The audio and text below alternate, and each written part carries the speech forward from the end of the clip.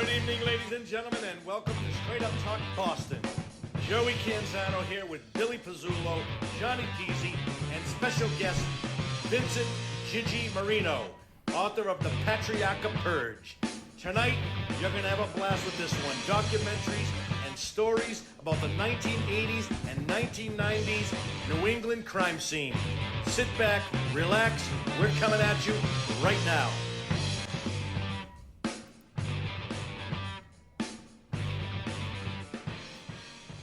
We're on. We are on. Usually you take us in, Billy. This is rare, hearing my I know, voice. hearing your voice come in, that's it. Well, All right, we're here. We got a great guest for you right here. Yeah.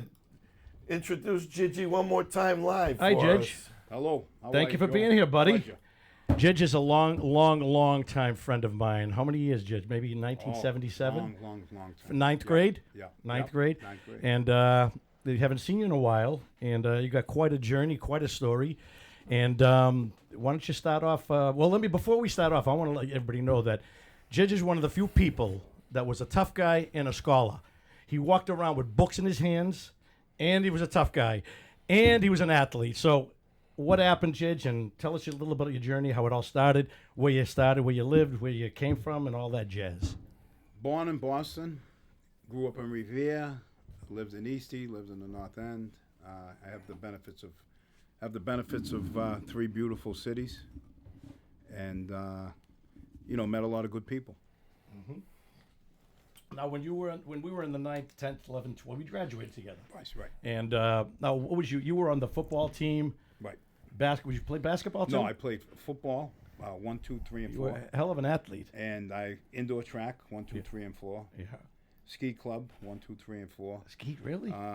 Student council, class rep. What about track? Was you on track? Yeah, indoor track. Indoor track. You said that.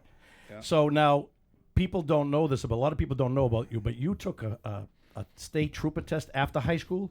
Yeah, it was around the same. Yeah, it was 1980 actually. So tell us what happened with that whole debacle.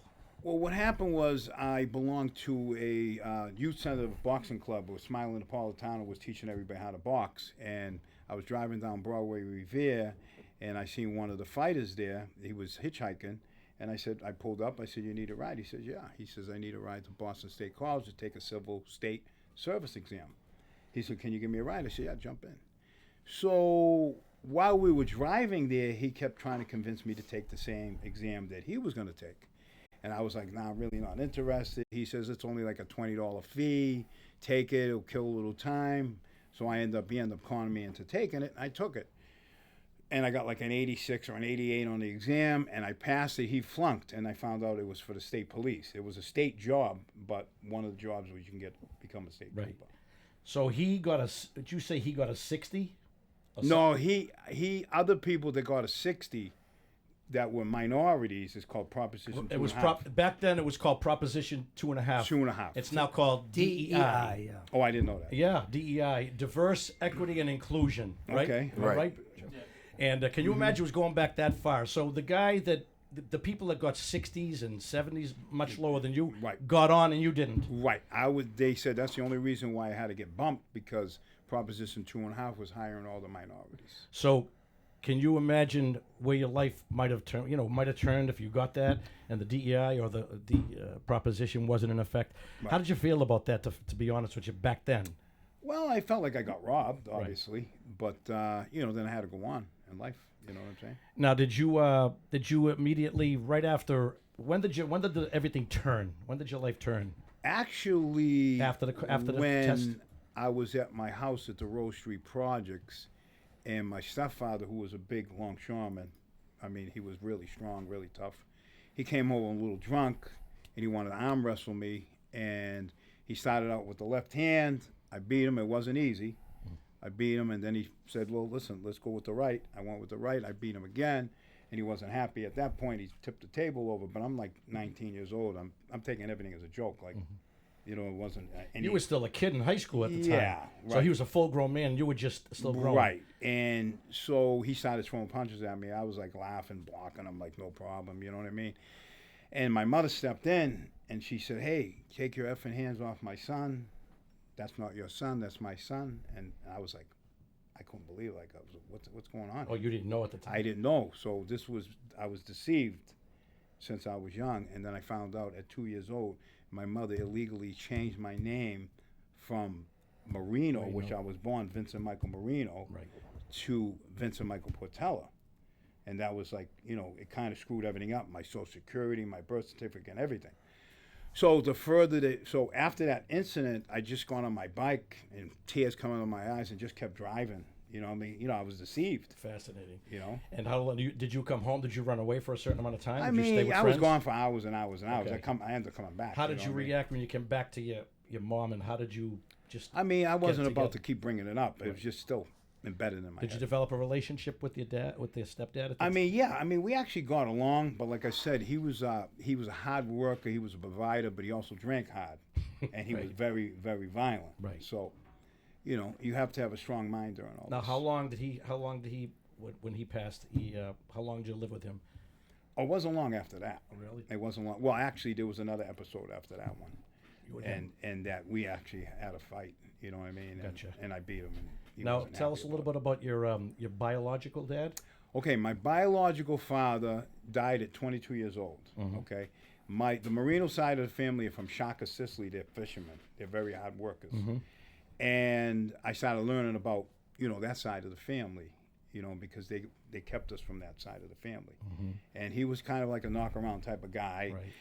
And he was at a bar in the South End, and his friend Lobo DeMarco, I don't know if you ever heard of Tony DeMarco, the professional boxer. champion. The boxer. Used his last name for his name in as a boxer. That was his, Yeah. he adopted his name. Because Lobo, which Lopo stands for wolf, and Lobo, I believe, stands for wolf in Spanish. Mm-hmm. And he was a real tough guy. But that night when he was with my father at the bar, he jumped in on a scene where the girl was getting beat up by a boyfriend, and he jumped in to help the girl. Right. And the guy was giving him a battle for his life and pretty much beating him. Right. So my real father jumped in to help him out and beat the guy. The guy came back with a firearm, shot him, shot the bartender, shot like 3-4 people in Are there. you kidding? Yeah. So now, when did your father pass? When you? I was like a couple months in my mother's stomach. I wasn't born yet. That's incredible. Yeah. And did your mother ever tell you stories about your biological dad? She kind of shunned away from it. Yeah. Yeah, she did. And She really now did. at the end, now how many children was there? Was Donnie, Eddie, Louie. Okay, there was me and Eddie was from the Marino side. Right. Then it was Donnie, Louie, and Kimmy Okay. from the Portella side. I gotcha. It's still a big family. There was a unit, and nobody knew. I mean, I only knew you as Gigi Portella. Nobody Right, knew. I never knew exactly. your last name until Right. 20 years ago. It's funny how you say that because I just went to the class reunion number 2 in 45 years. Billy People was- are looking at me because I had Marino on there. Billy was DJing. Oh, were you that day? Yeah, Okay. that was Down the me. Point of Pines, right? Yeah, that was me. Yeah. He replaced me. I was supposed to be there. Oh, but you I were had- supposed to be I there? had another job because I Okay. had done I had did the 35th and the 40th. Right. This was the 45th, so Billy filled in for me. Did you see him, Billy, that night? I was hanging with Dave. Remember I saw Dave? most of them down You there. remember Dave? Dave. He used to play basketball. He got hit by a car. Remember? Oh, David Gale. Gale. Oh, David Gale. He's hilarious. Did you know David? David No. Gale. He's hilarious. You Yeah. guys, you would have graduated. You would have graduated with my brother Rick, right? Because you, and Ricky- 1980. Yeah, I think Ricky was graduated that. How old are you? 60. We should have graduated in 79. me and Yes, Michael. yeah. You Yeah, too? me too, yeah. We stayed Yeah, back in the we stood third back. grade. Yeah. So Third you grade. guys are the same. You guys are the same age. I know Rick knows you. We used to play street hockey on Patriot Parkway all love the playing time. Street hockey. We used to play in the Road Street Project. Yeah, All the time. We had guys come from the projects all the way Yeah. down. It was Yeah. a blast. We had guys. I mean, there was so many kids that came that we had the hockey nets. We had the Center Ice was the white line at Patriot Parkway. Yeah. So it was cool. It Now, was fun. the funny thing about it, Judge, is Johnny's from East Boston, so East Boston, Revere, and the North End. Right. It might as well have been just one big city. Am I wrong? Exactly. Everybody intertwined. Now you with grew each up. Where'd you grow up? You grew up the project, Johnny, Maverick Projects. other. Yeah. So it's amazing. Now the Arthur Snelly come from the projects. Yes. I grew up with Arthur since I was Frankie 9 years. Renzulli too. I knew the sister You're Anna. good friends with Frankie, aren't you, Johnny? I was pretty good friends when we hung around, and I knew Arthur Sinelli and Yeah, he was a good friend went of to mine. school with Mikey Romano. Yeah. Mikey. And a lot of those good. Did you know Ralph Iannelli, Buddy Iannelli? I don't know him. No. Okay. No. Then Frankie Rizzulli, wasn't he the original, wrote the first 3 seasons for The Sopranos? Not the first 3 seasons. The first season. First season. And Somebody, was it a Chaz Palminteri that took something from him, supposedly stuck him? Frankie, the Bronx Tale, Frankie had claimed that was his, because they lived together in Brooklyn. Him and together, Chaz? And Chaz. And the thing about the Bronx Tale, which always, all the guys from the Leo's Pool Room, did you ever go to Leo's Pool Room in East Boston? Okay, that was where the wise guys all hung out. Right across was Joe Russo's place. Yeah. Did you know Pingaro? I do. Yeah, okay. So anyway, they were living together. All the nicknames of all the guys at the pool room Yep. were in the Bronx Tale. Well, the funny thing is, Judge, I've never watched, believe it or not, I feel like I lived it, but I've never watched one single episode of Sopranos. I'm the only person in here that never watched it. You I watched them? I watched one a season. few episodes. It Never was funny. one, not one episode I've ever watched. But I do see clips of it, and I do see Uncle Junior modeled after JR. Oh, is that? 100%. Yeah. I'm gonna find a picture. You remember with the hat? Yeah. The glass. That's exactly how JR. You have Yeah, to he was remember. sharp. Yeah, he was a But good guy. the Uncle Junior has to be modeled after JR because Right. it's exactly the same look. Yeah. Exact. So, but yeah, it's interesting because Maverick Square. I mean, all the guys hung around. You know, am I wrong about Jidge? We were talking about this just yesterday. How things were safer at the time when the much old safer, the much boys were safer. around. Yeah. I mean, The feds Now, when screwed you up. say safer, safer in the regard that you could walk the streets in the North End in East Boston. what I want to ask Gigi, so ahead. let me ask you a question, Yeah. Gigi. So I know you just said that you had a traumatic experience and you got on your bike and you were riding and you're Right. crying. But that couldn't have been what led you to the path that you went I mean, on. it kind of I mean, was sparked it- me. Kind of Sparked sparked. me, yeah. Now, did you start hanging around with the wrong people? I mean, how did that work for you? Because, you know, there's certain avenues people take that kind of get them, you know, where they are or where you were Right. in your life. Can you think of what it could have possibly been? Was it, again, the people that you met, the people that you associated with, that maybe you got in trouble? Or was it, did you find it fun at first? You know, maybe, I don't know. I'm just I mean, saying. of course it was fun, but the thing is, it's your environment too. Yeah, You know what I yeah, mean? Where you exactly. grew Well, up, this like you is- said, Revere, East North End. It's your environment. You know what I mean? Yeah. And that was part of it. But that what did spike, did spark me to go in that direction was that I was deceived. You know, I was a identity You were victim. angry. I was identity victim at 2 years old. Right. You know what I'm saying? I had no say. Yeah. That's You know what I mean? that's a painful. That's heavy stuff. Yeah, it is. It's no joke. But the thing is, I think what Johnny's talking about, judging by the promise you had, and you were gifted in all the ways, Jidge. I mean, geez, Yeah. who was the girl? You used to go the blonde. Oh, Randy Rigger. She was a Jewish girl. She was beautiful. I was in love with her. tall. I can't You were say with I her wasn't. all I through was. high school, right? Yeah. Now yeah, I could yeah. see her guiding you in the wrong path.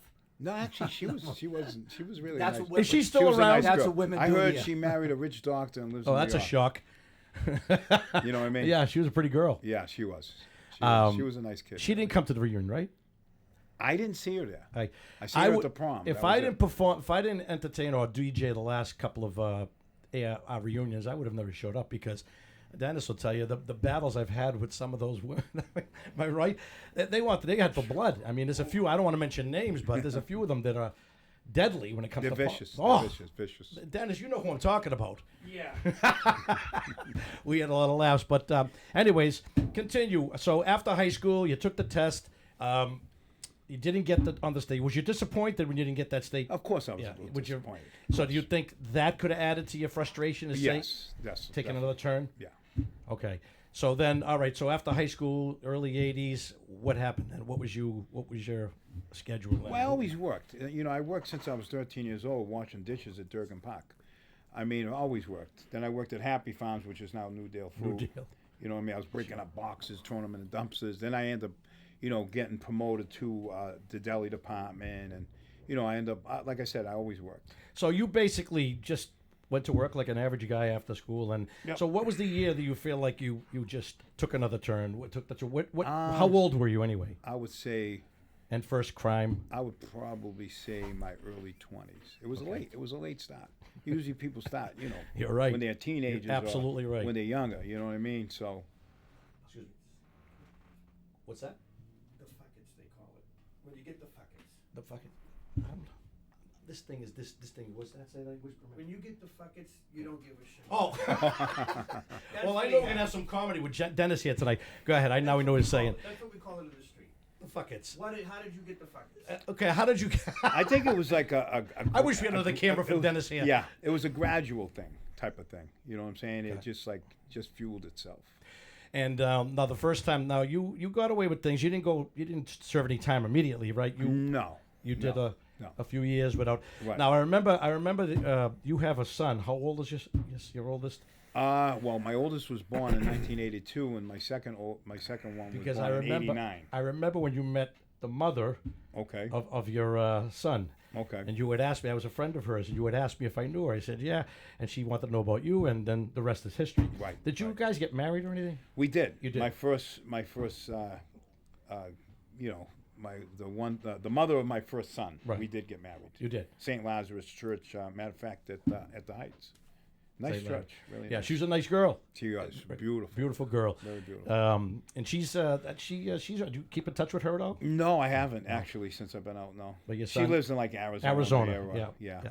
But you keep in touch with your boy. I do. So I do. Gigi, so let me ask you a question. So okay, so you had what, 2 kids, Two sons by two different girls. 2 sons by 2 different kids. How did that your lifestyle affect your sons? They all went completely straight. Yeah. They really went on they took the right to correct path. They both very intelligent kids, they're Right. good kids, and they went in the right direction. Isn't that great? And that's the way I want it. Yeah, for that's sure. awesome. Yeah. It's got to be a Absolutely. great feeling. It is. That's It a great really feeling. is. So you're good. You're close relationship with both children. Right. My for son you. Vincent and my son Eddie. Okay. Right. And they both have kids, so now I'm a grandparent 2 times. You see the grandkids? I seen the one in Boston, but not the one in Arizona. Not right at this moment. Okay, so now you're in your early 20s. You're working odd-end jobs, and then your first altercation with the law. Where you tell us where I it think went. it was a stolen car, like in East Boston Everybody or started with the something. stolen For cars. some reason, that stolen car just Yeah. couldn't get out of it quick enough. Everybody. I usually get out fast too. And you do any? Did you get convicted of that? That was like probation. probation. Yeah. You're early, so you're in your early 20s. Right. Okay, so then when did the serious stuff happen? Mid 20s, Well, late 20s? So now I have another incident in New Hampshire where we're parked out in front of a restaurant, and supposedly money is coming out of this restaurant. So one of the guys that we're with ends up turning into an informant. And the other guy, he was like an unconscious stool pigeon, but he wasn't an informant. He just didn't know when to keep his mouth shut. Like he didn't mean any harm by what he said. Right. So he's saying, oh, we're there to rob drug dealers. Meanwhile, that's a crime too. I mean, we weren't there for that. But he says, well, I was trying to throw them off. Just keep your mouth shut. So I mean, this guy, Good job. He was just know how to keep his mouth shut. But he didn't mean, wrong. He No, just, I know. He thought like if you rob a drug dealer, it's like legal. Yeah. So the other one, Another Fredo. the other one completely just flipped like a pancake. You know what I mean? So that's the problem because we got in a chase, and so while we were in the car chase, we threw the guns out the window, and they never even knew that until the one in the back seat decided to tell him where it was, and he got like a free pass on it all. So nobody went away? You went away? No, the guy that got the free pass, obviously he didn't go away. Right. The guy that was, trying to boomerang them with another charge, who almost created another charge on us, which we had to get rid of on a suppression hearing, which we did win that. And I don't know if you ever heard of Al Faris Sr. He was a famed lawyer out of Boston. I have heard of the name. This guy I don't know much about him. Had the pipe, the hearing aid, the limp. Okay. They loved him. He was like, remember the he name. was so incredible as a lawyer. You remember him, Billy? He Yeah, got I do. he I got off remember at the name. judgeship numerous of times. He's just super intelligent. So I hired him. You know what I mean? He cost a lot of cash, and he loved lobsters. So I just got a lobster. For some reason, the lobster had to be in with the payment. Did you get off on that? No. What I did was he was smart. He goes, listen. He goes, this judge likes me. He goes, plead out to the stolen car now. He goes, we got rid of the armed robbery charge or attempted armed robbery. He says, and now we're down to receiving stolen property. He goes, kid, take it. I was like, all right. So I took like a year and a half on it, which wasn't bad. So you got up. So basically, that was your first. That was stint. State Prison, right? Hang on a second, Joey. We got. I'm looking at the book cover, Right. and the book cover says it says right on it, the bloodiest war. Oh, you're talking about this one? Yeah, Yeah. yeah. Patriarchal Purge. And I'll put that up right now with your thing, and so you don't have to hold it up. It's on the screen. Good. So, but it says right on it. It says the bloodiest war in Boston. So, take us down that path for a little bit. Well, the FBI and the Department of Justice instigated the whole thing. Because here's what happened. They had James Whitey Bulger, Steve Reifman Fleming out of South Boston, who ran the Irish mob. Keep in mind, Fleming's all Italian and Bulger's all Irish. But they both ran it. And everybody thinks the Irish mob is all Irish. That's not true. A lot of them are Italian. Some of them are Italian and Irish. You know what I mean? Barbosa worked with the Barbosa was Portuguese. Oh, okay. He was more like Bedford. under Frizzy out of East Boston. Okay. And he was really uncontrollable. You're going to the 60s, though. Back Right, then. we're going back a little further. Yeah. But get back to what you're asking. Yes. So what ended up happening was they wanted to protect Whitey Bulger and Fleming, but not too many people knew they were informants, and not too many people knew they were serial killers either. Right. You know, some people knew they were formidable, but some people didn't know, they were actually killing girls and innocent people out there. So they controlled the Irish mob. Now, originally it was controlled by Howie Winters, who people don't realize he was half Italian. He was Irish, but he was half Italian. Right. So, and that came from him because I ended up becoming friendly with him later on in prison. But get back to the situation, the FBI instigated the whole thing. So they're trying to figure a way, because right now everybody's at peace in Boston. How can we instigate a war? Because they're getting paid all this money, to be involved with the organized crime strike force, and nothing's going on. And plus, they wanted to protect Bulger. Now, a new guy comes on the scene, Frank Salemi, who originally in the 60s planted a bomb with Fleming under a vehicle. This is all public record, by the way. Mm-hmm. And Fleming is an informant now, and Salemi later on becomes an informant. So we're not getting anybody in trouble here, plus it's public record. But, right. So they plant this bomb under this lawyer's car when the lawyer wasn't going to work with them because he was representing Barbosa, who was suspect in 29 murders. Right. Barbosa was giving everybody up. So they wanted to get to Barbosa through the lawyer, and the lawyer basically said, go fuck yourself. Excuse me, Gigi, was that Rico? Was that the guy? That's another one. That's another story with him. This was, no, Rico was involved, you're right. Paul Rico. Was it his car that was blown up? No, it was Barbosa's car. Barbosa gave it to the lawyer as partial payment for representing him. Gotcha. So now the feds are protecting Barbosa, and they already have word that he already flipped. So they figured get to the lawyer, shut him up a little bit. And so they went to the lawyer, and the lawyer says, hey, basically, take a hike. You know what I mean? I'm not going to work with you guys. So they planted a bomb out of the shot. They figured, let's get rid of the lawyer first. And they were looking to get rid of Barbosa after that, of course, if they find him. So what they ended up doing was they put the bomb under the guy's car. But Barbosa, not too many people know, had a steel plate under the car. Yeah. They don't know it because, it's not really public record. But he had a steel plate under the vehicle. So if somebody planted a bomb, he'd be all right. Mm-hmm. Well, Fitzgerald, who was the lawyer, went to get in the car. By the way, he worked under Farisa's office. Wasn't it Fitzgerald? Or I thought it was either Fitzgerald or Rico got blown up with their car. No. H. Paul Rico was the agent. Okay. Gotcha. Who was another story. Yeah, I read up a lot about this. Right, he was very corrupt. But what happened was they planted the bomb under the vehicle. So instead of shutting the door and starting the car, he leaves the door open because he would have been protected because of that steel plate. It probably would have got banged up, but he probably wouldn't have lost a leg or whatever. Right. Well, he leaves the car door open, and when the bomb goes off, it blows his leg off. So, of course, he don't die, but he's without a leg right now. So at that point, later on, this guy Fitzgerald, the lawyer, he ended up becoming a Seventh Circuit judge. Not so many people know that. He got promoted.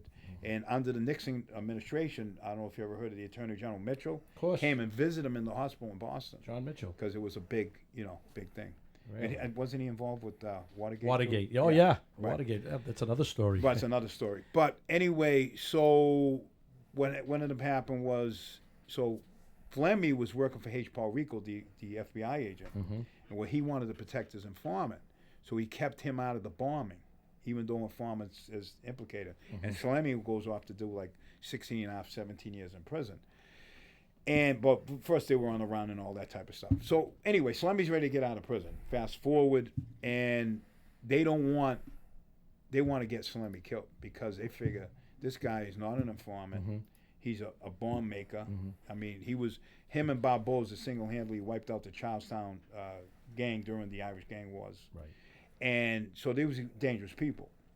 So the FBI came up with a concoction, Conley and Buckley, let's get rid of Salemi Right. and H. Paul Rico originally, and Dennis Condon. So they devised a plan. Let's instigate the Italians to kill this guy. You know what I mean? It's divide and conquer type of thing. I don't know if you ever heard of the book COINTELPRO.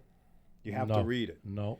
It's how the FBI infiltrates an organization and has them shooting and killing each other to dismantle the organization. That's one of the things that I never understood, how these are supposed to be the people that maintain the law in the whole country, and they're facilitating people's murders. It blows my mind. Well, the funny thing about it is I always believed that the FBI was on a pedestal until I heard the stories about the Teddy Deegan, Oh, that was amazing right? with Peter and Lamone. five people, five of Yeah. it. One's living still. Which one's living? Savati. Salvati, okay. And they all come out after 33 years. Yeah. And I think Peter did the most time. Yes. He did 33. And after 33 years, and they got a hefty settlement, but they was told that back in 1965, and you might be able to verify it. I read it several places that the story that they weren't the murderers of Teddy Deegan. It went all the way to J. Edgar Hoover. Exactly. He knew. They covered it J. up. Edgar Hoover. And they said, let the Italians take the rap. They knew it was... They knew there was 2 informants that actually committed the murder. It was Stephen Rifleman Fleming's brother, who was an informant too, by the way. His name was Vinny the Bear Fleming. Yeah, And then there was Barbosa himself, yeah. who was Portuguese. And they committed the Deegan murder, and they blamed it on these 5 innocent guys. And actually, there was Roy French. Roy French, I think Louis Greco, Henry Tamilio, Peter Lamone, and Joe Salvati. Joe Savati. Now, did you ever meet Roy French? I never met him. Oh my God! I never met This guy had hands the size of this book. Is that right? Claws. Monster, huh? And I will get back in the book. We could talk about this for days. Right, It's of course, interesting of stuff. course. People love it. That's why The Sopranos was such a big hit. Right. But it's real and it's interesting stuff. But anyway, Roy French used to come down my gym, Nautilus Plus. Okay, wow. Back in the 80s, Beautiful. early 90s. Nice gym. And he walked bent over. Really? Very, very, literally, Right. just like this. This was, Really? and I asked, I befriended him, and he used to tell me stories about being in solitary. And he told me a story that I got a panic attack. He said in those days, there was a dark, dark black room with no light. And he said, this was him talking to Roy French.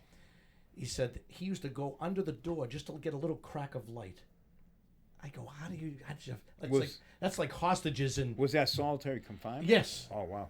But they don't That's do so that. inhumane. They don't do that today. I mean, they do some inhumane stuff. But back then in the 60s must have been. No, of course it was worse. Yeah, he told me that out of his own mouth. Right. And I would see him a lot at the gym. He was a nice guy, and I'd see him at Stop and Shop. I would be my daughter. He'd be walking, and my daughter would say, "Daddy, how come he's walking like that?" He was really, like he was picking up something. That's how. Yeah. I don't know What a but I shame. think he's gone now. So the only one that's alive is Joe Salvati, Right. who I really don't know. I knew Peter. Now they do that. They use that technique to break people that they want to put in CIA and I never heard of- special operations for the CIA and stuff like that.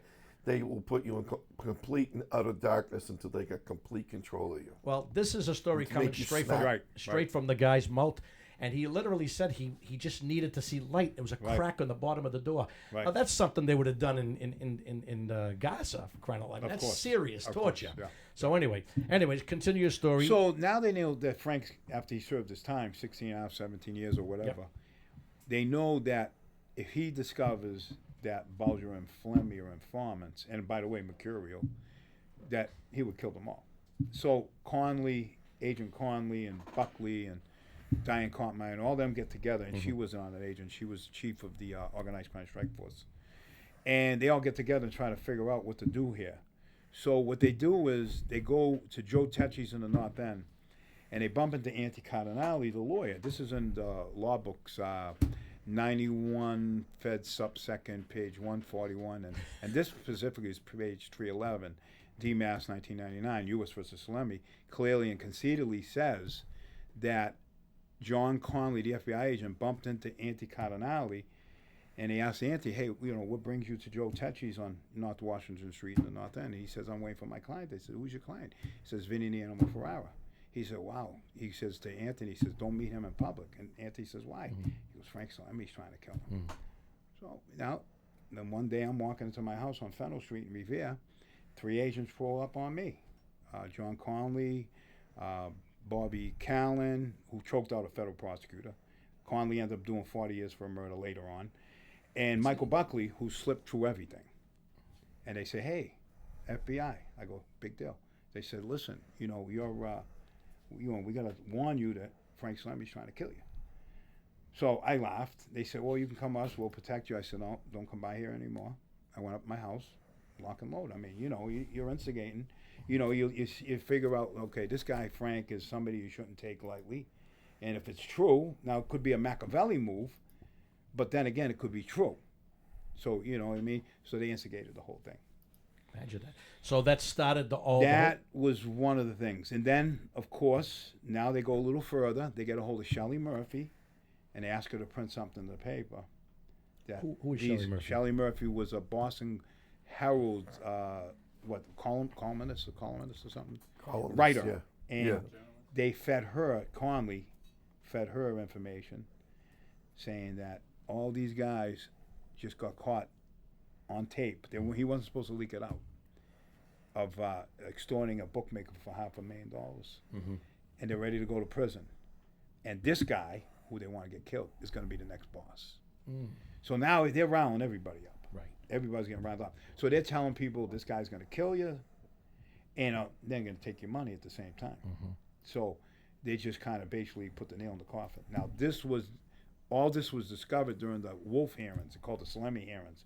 Chief Judge Mark Wolf in Boston discovered he was putting all these agents on the stand, informants on the stand, and it came out, the story came out, how they did instigate and foment violence. They were trying to get Frank Salemi killed.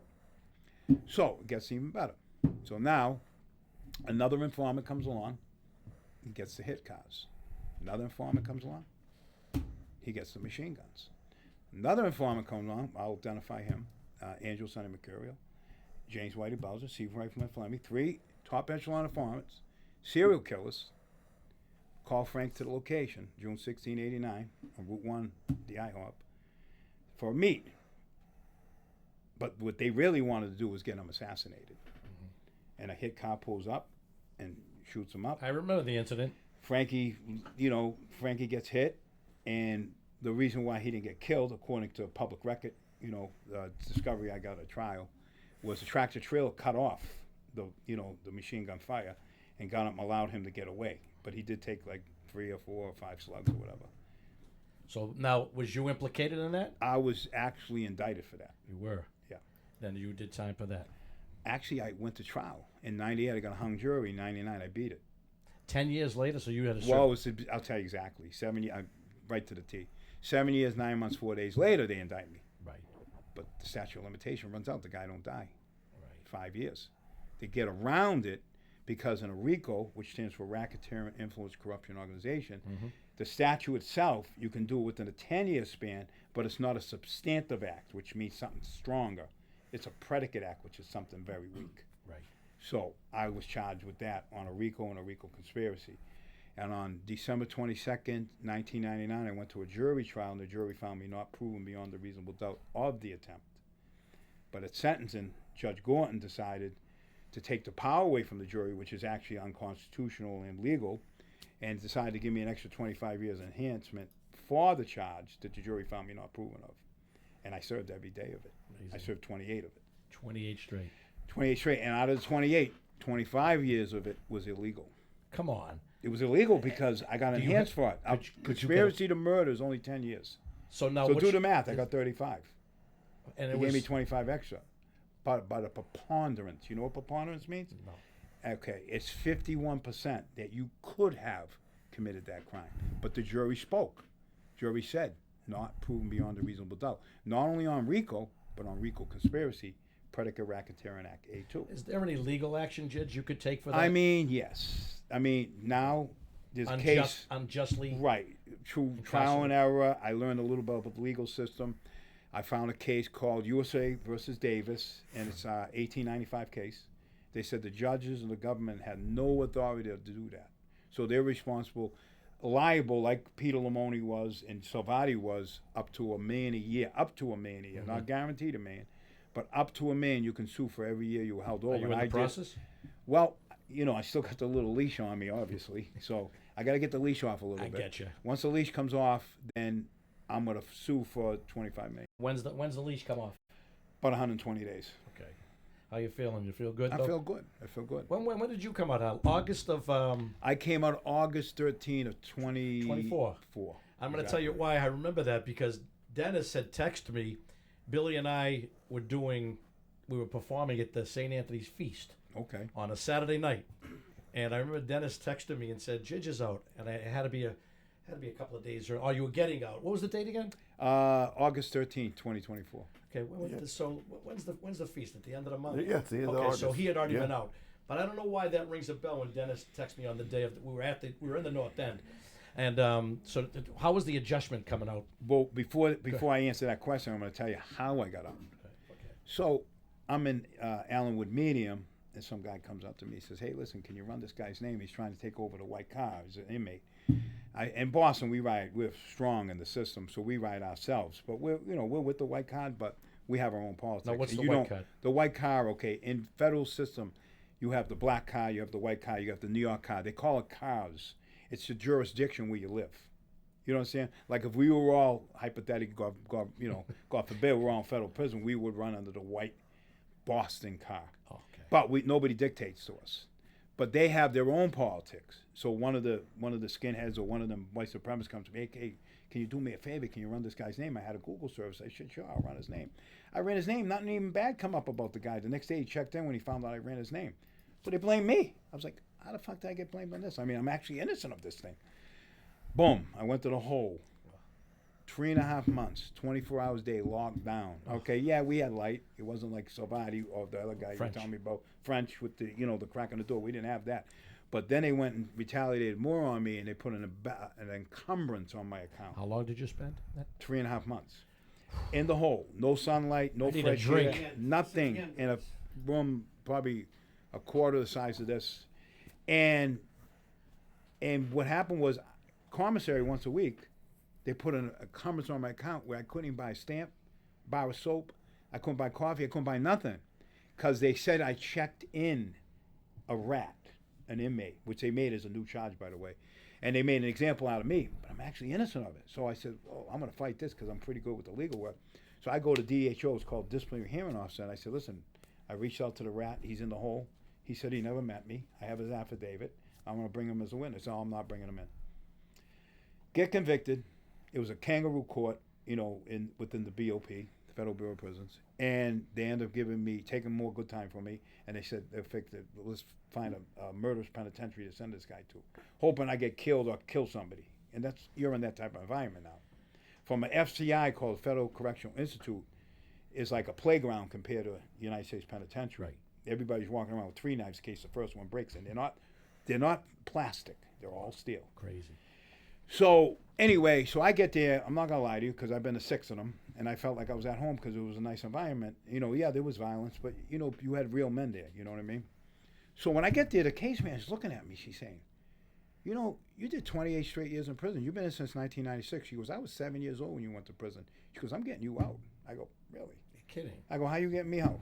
I had still like a year and a half left. I go, yeah, how are you getting me out? She goes, I'm putting you in for the first step back in 2018 that Trump signed into law. Right. When he was the president prior before this Right. term.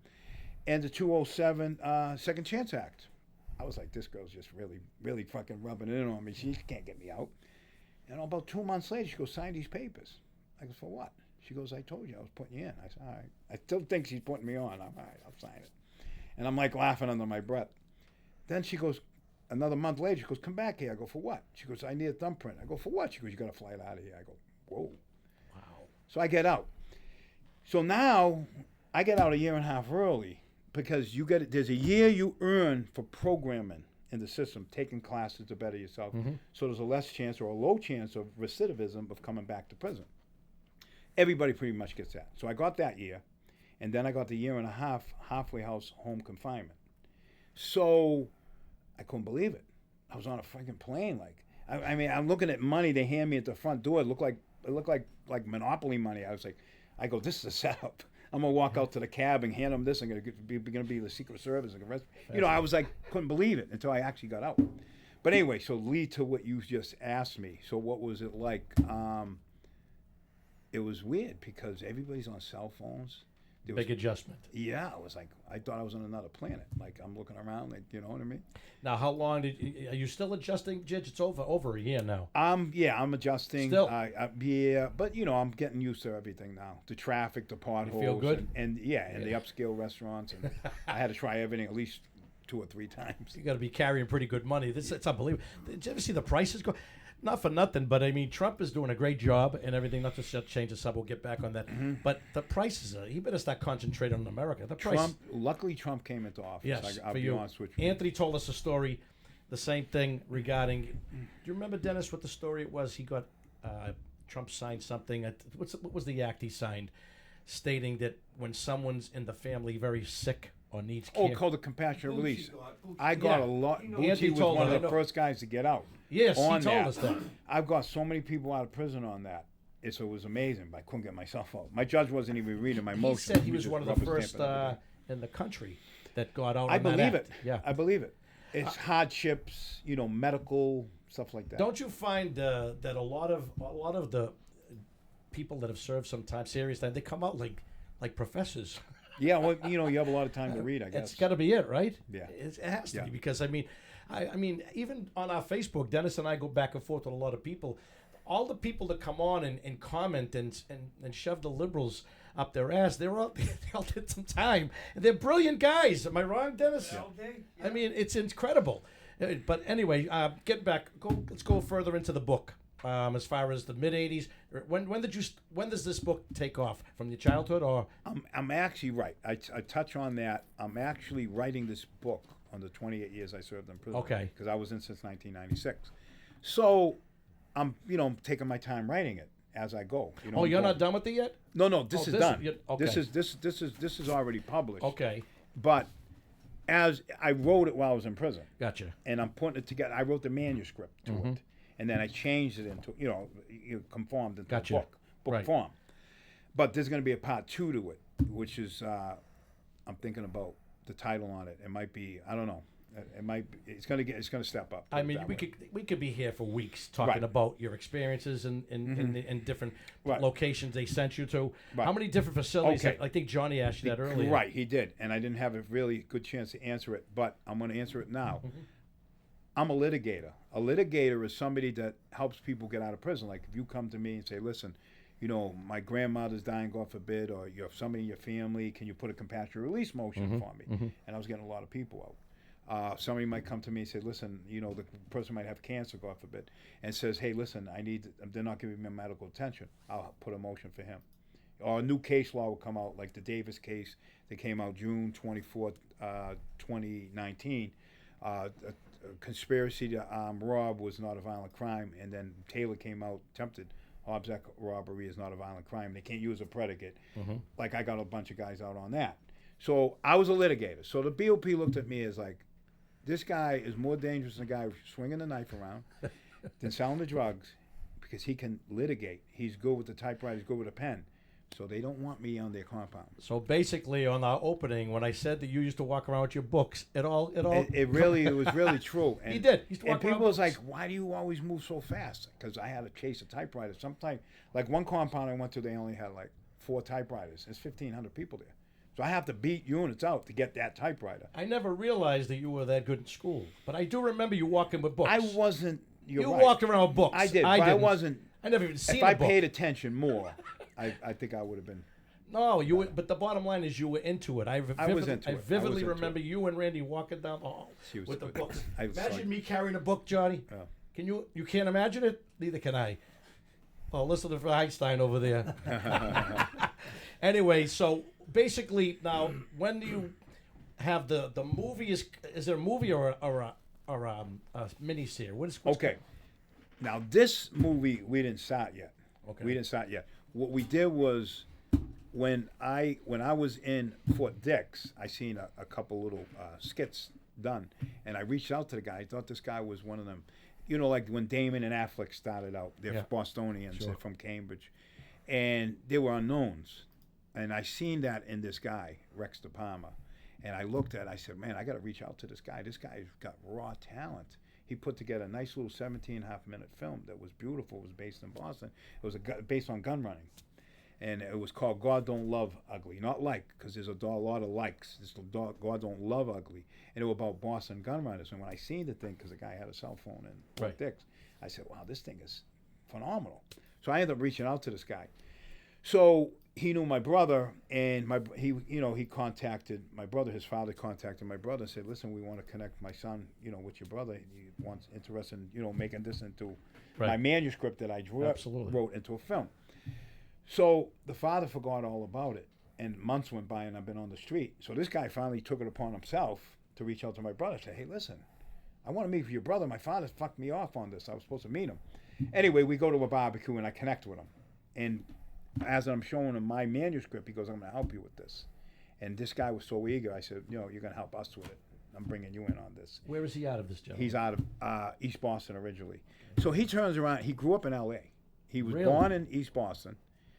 He was such a troubled kid. The mother put him out with the aunt out in L.A., and he became an actor. And then he became a writer, and then he became a director. But he never got that break, because then COVID hit, and everything kind of screwed everybody up, and he was kind of off balance. Young guy? Yeah. So now he looks at my book, and my manuscript, because it wasn't developed into a book yet, Right. and tells me, that he's going to help me, and I tell him this, and I'll take you, we'll be partners on this. He took me on his film, which is the film we just finished. It's called Pressed. Now, Trump's not in office yet. The Democrats and the far left are too busy trying to kill him. Yeah. He got shot in the ear by a 20-year-old guy on a roof. Gigi, I just want to tell you something. They don't believe that. No, Okay. no. Now, hold on We one second. believe that one. So hold on. Go ahead. We He's a believe that. 20-year-old guy with no military experience on a roof, where if somebody spent a $25 drone from Toys R Us, they would have found him. You have the best Secret Service, the FBI, and state police in the world. This guy gets 7 shots off, and he clips this guy in 8 the shots. ear? Or 8 Well, shots? he did kill somebody. Oh, he did kill Oh, somebody? yeah, there was a Yeah, He was a father. fireman. He was a Oh, fireman. he killed a fireman. I didn't and there know was that. 3 other people that got hit. Trump got, I don't know how Trump survived. It's a miracle. It's insane. And But that's a miracle. because I'm a big Trump supporter. Oh, yeah. Because this guy, whoever you want to blame the far left or whatever, try to get him killed. Well, here's the deal. What Johnny's bringing, Johnny wants to get a little comedy into this. It's Yeah. good. What he insists on is that 22. Well, no, not the Kirk guy. Crook. Crook is the guy who shot Trump. oh, is it crook? Crook. Okay. Okay. Was he a crook? Well, Johnny, did you think he acted alone, or do you think he was a setup? Well, you guys keep on telling me that the CIA are changing their minds with. Okay, let me MK ask. This kid was a crazy kid. You yeah, think he was a lone wolf? Yeah. Okay. He's a banana. But head. they should still have discovered him. Judge, right? all I'm Off a saying. roof? Do I get a trophy with him now? All I'm saying. Johnny's not on our side on that one? Yes, no, he's on us. No, He thinks that Charlie Kirk's guy acted alone, ridiculous. He thinks Thomas Crook acted alone, ridiculous. Two ridiculousness. I wish there was a. It's possible. No, it's It is impossible. possible. It's impossible. Well, I know about the second one, but the First guy of all, with the thank ear, you. Did you hear what he said? I don't want to. it's possible. It's possible. It is possible.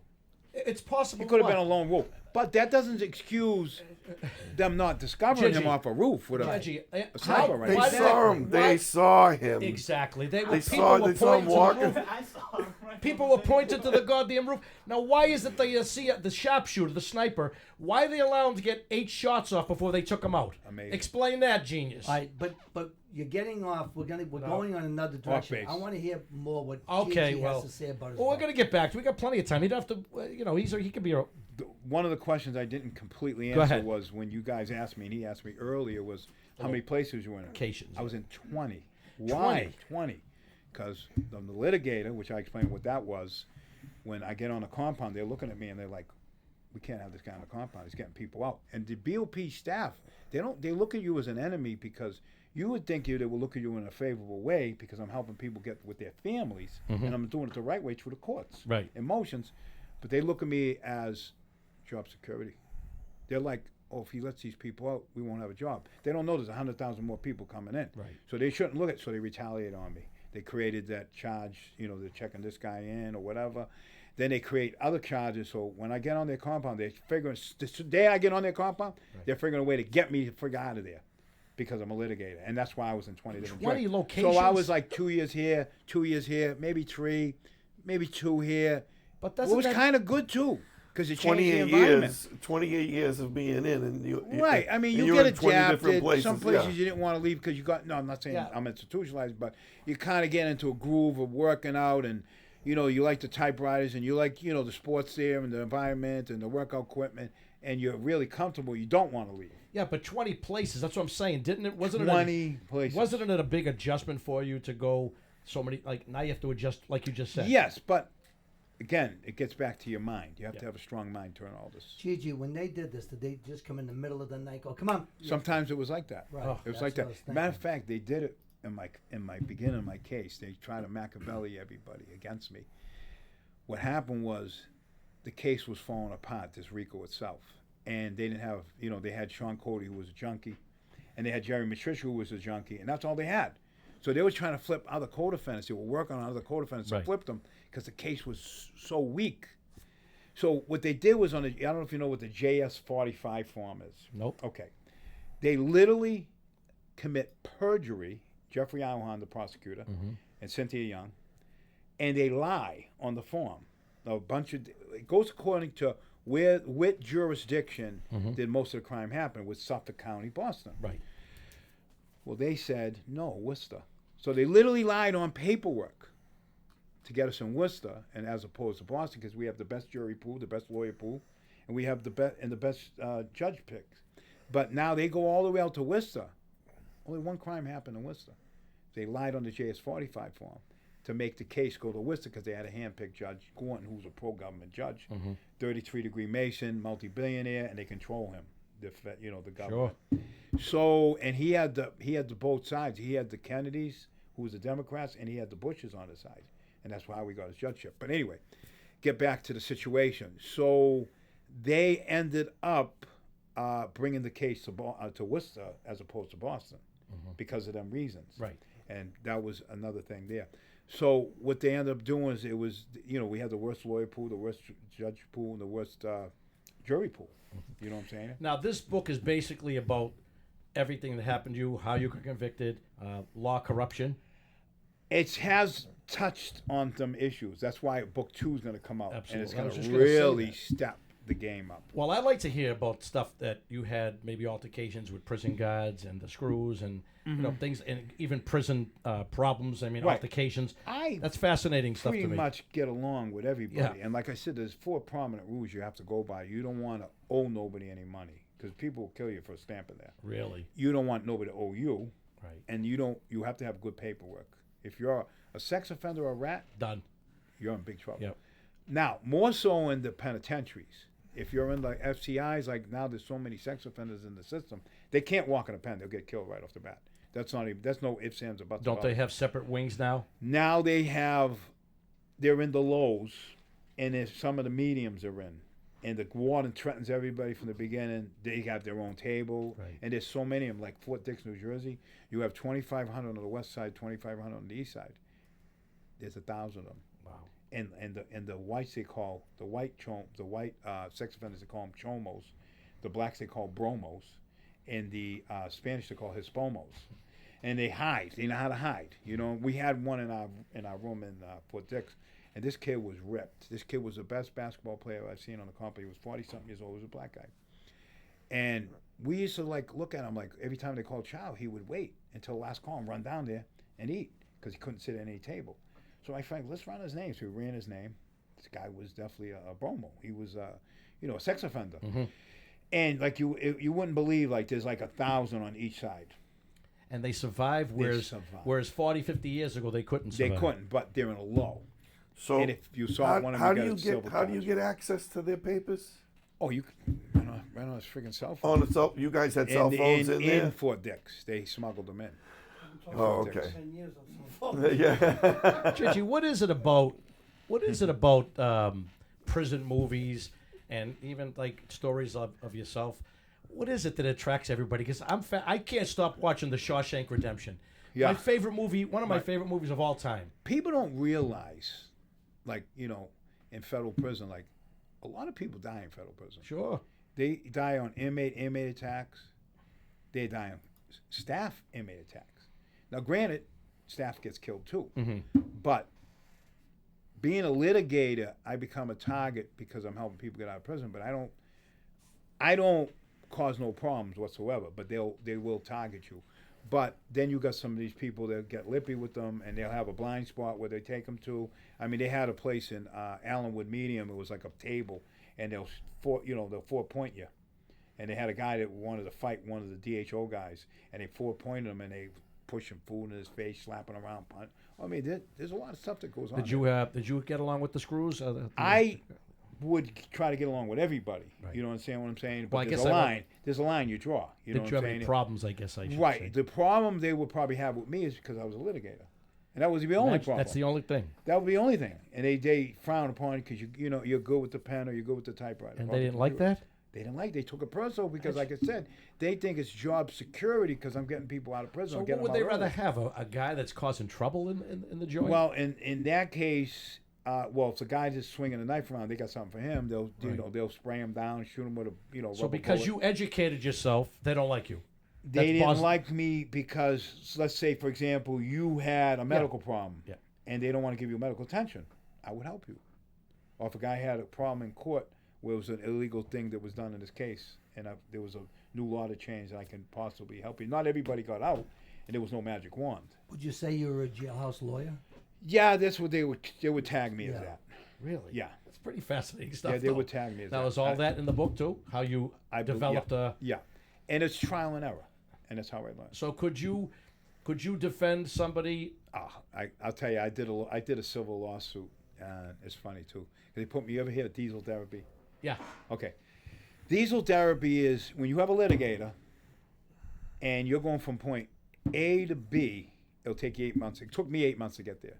They want all your legal work to be lost. They want your mail not to catch up with you. It's really illegal. Right. And then they picked the most murderous penitentiary in the country to send me to. At the time was Pollock, and they're hoping you get killed. Where was that Kills- located? Pollock, Louisiana, called Bloodhouse of the South. You can Google Bad it. place. Bad joint. So you were in the deep south? I was everywhere.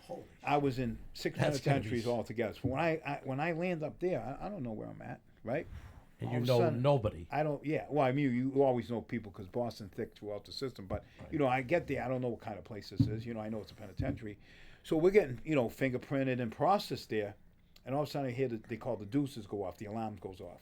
Everybody has to run. Right. Because either somebody's getting killed or somebody's getting stabbed, and they all have to run to the scene. And I hear on the loudspeaker, "Yeah, we got 7 puncture wounds." I'm like, "Where the fuck am I?" Right? They come back. "Oh, sorry about that. We got to finish processing." You fully lock everybody in the cells, and they process again. The alarms go off again. 6 puncture wounds. They're on a murder. When I get to the institution, they're on a murder lockdown.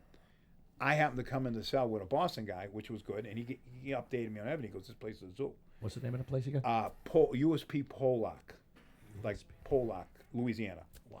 Yeah, so it's a real zoo there. Is it in Angola? I heard of Angola. Yeah, That's a tough place. So Is that in Louisiana? when we get there, I say to the Boston guys, and I say to the white guys, I go, "Where's our fucking TV?" They said, "Well, you got a black TV, a Spanish TV, and you got the news." I go, "What the fuck are we gonna get one?" And I think there was another one. There was sports or something. So I was like, they said, "Oh no, 2 more TVs are gonna show up on the block." I said, "I'm definitely grabbing one. I don't care who's here, what gang. I don't care. I'm getting one." And I got it for the white guys. So beautiful. But I kind of like said to myself, if they were going to bring 2 TVs on the block, where would they put it? I go, right there. There's a pole right there. I'm grabbing this table. And there was only 6 tables in there. I commandeered the table. And this place, everybody got their back to the walls like this. When you go to the shower there, they got armed guards with you. And I don't mean staff BOP. I'm talking inmates, ready, watching while your boy's in there, make sure nobody runs in on them. Wow. I mean, it's really tense there. How do you adjust to something like that? You got to gel in with everything. So now I'm getting this table. I don't care what. So I got the table, and guess what? 2 weeks later, the TV shows up right on that pole. I grabbed the pole. I grabbed the TV. I grabbed it. So I'm watching friggin' the Patriots play the Jets, and they're losing. I'm really not in a good mood because you're losing. I'm a big Boston hardcore fan. So this guy comes to me, white guy, Jack like this. He went to prison for killing his mother, father, sister, and brother with headshots at age 15. They couldn't control him in the state, so they sent him to the feds. Kid's a complete maniac. Boston guys, revving him up, trying to match me to him, which you're not supposed to do. He coming to me, telling me, listen, what can we, you're watching football on TV. This is a white TV. I go, I know. I'm the one that got it for us. He said, well, we don't watch football on TV. Really, on the white TV? So I take my headphones off. I had these little earbuds. He had his headphones on. He's trying to, I don't know what he's trying to do, but he's not scaring me. He, puffing his chest or whatever. So when he flings his headphones down, and he had headphones like these, big ones, there's no more talking. There's no more negotiation. I hit him with the best left hook of them. I swear to God, I'm sitting down. He's standing up over me. I come up, and I hit him beautiful. And when I hit him, Mark Wahlberg's best friend from Boston, his name is Kevin Kelly. He's half Italian, half Irish. And he's walking behind him. I don't know until later, after he tells me he was. He goes, I seen you hit him. He said, when you hit him perfect. You knocked him out in midair. He goes, and when his head hit the back, it was all concrete. It splattered. You thought the guy was dead because his eyes were open. It was all white because on the back. And all you've seen was this blood going like this. In your mind, you're saying, this guy's dead. I just want to get my radio and get out of there. I don't have a scratch on me. So what happened when he came? Did you become friends with him? Well, what ended up happening was, because it was over the TV, they had to do a search. And then when they grabbed everybody and they didn't see no scratches, somebody told on me, said I was the guy that hit it. So I go to the hole. I meet him in the rec yard. He don't want no problems, this and this and this. I said, listen, I'm not a bully. You know what I mean? I go, you go to Unicorn. He goes, no, the TV's yours. I go, no, the TV's not mine. It's ours. I said, look, when you come back from Unicorn, I'll give you the remote. You can have the TV, and I'll have it while you're working. You know what I mean? I was kind of like... You were trying to do the right thing. Right, trying to do the right thing. So that's when they sent me there on punishment. They were hoping I'd kill somebody or get killed. And that's basically what happened. Right. And, excuse me for 1 second. Let me get this. It's actually perfect timing, actually. Yeah. We are at an hour. We like to go. We like to keep it at an hour because I'll tell you the truth, Dennis. I want to bring him back. It's too much. There's too much. There's a lot more to go. We're just scratching the surface with my questions. I don't know about you and Johnny, but with Joey, here's what we can do. Joe, if they want to stay, we could just go like it's the next day. Well, he's got to. Yeah, I have to run. You gotta go. I have to, I actually got to. No, but Jed, this, honest to God, this was so interesting to me because I'm fascinated with, like I said, prison movies in general. I mean, I think I need a drink after these stories, though.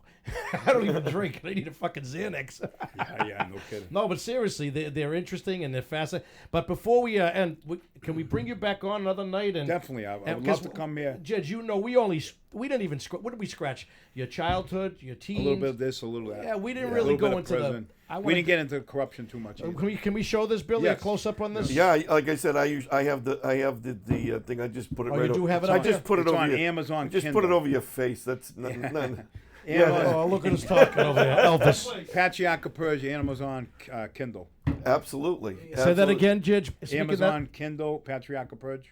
Is it in bookstores too? You can get it. No, you have to order through Amazon Kindle. Okay. Right now until we expand on a little bit. And I got to tell you, we're going to... Oh, before we go, I have to say hello to Mike Deleri if he's watching out there. Mikey, because I won't hear him. Good man, Mikey. If you're out there, Mike, Love Mikey. I promise you I'd say, mention your name and how great of an athlete you were at one time. Tremendous running back. There you go. Tremendous. From and Jidge. he was comical. He used to make me laugh. Well, let me tell you something. He was a pleasant guy to be around. Johnny's a professional comedian. Have you ever seen Johnny perform? No, I haven't.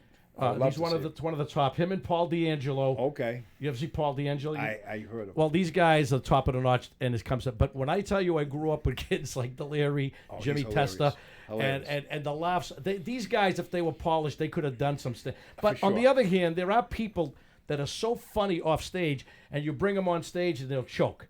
Now, these guys, what they do go on the stage and tell a joke, that's another ball different game. animal. Yeah. All different animal. But anyway, I had a blast. Gigi, thank you so much. And pleasure. Let's do this again. Take us out, Billy. Much. Thank you. All right, guys. We thank you so much for being with us.